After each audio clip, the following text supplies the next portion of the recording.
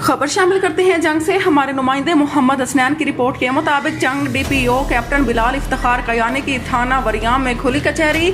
शहरियों के मसाइल के फौरी हल के अहकाम जारी। डीपीओ जंग कैप्टन बिलाल इफ्तिखार कयानी ने थाना वरियाम में खुली कचहरी का इनेकाद किया, जिसमें शहरियों की कसीर तादाद ने शिरकत की। जंग खुली कचहरी के दौरान 32 शहरियों ने अपने इनफरादी और इज्तिमाई मसाइल और शिकायत पेश की। इस मौका पर DSP Shorkot circle Shahzad Gill, SHO थाना वरियाम और मुतलका तफ्तीशी अफसरान भी मौजूद थे।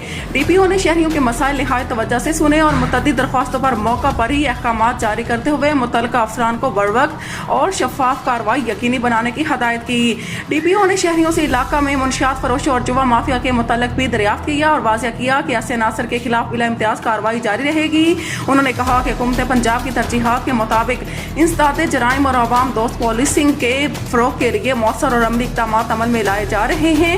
DPO जंग ने इस अज़म का इआदा किया कि अवाम के जान और माल का तहफ़्फ़ुज़ अवालीन जिम्मेदारी है और खुली कचहरियों का मकसद पुलिस और अवाम के दरमियान फासले कम करके एतमाद की फ़िज़ा को मुस्तहकम करना है।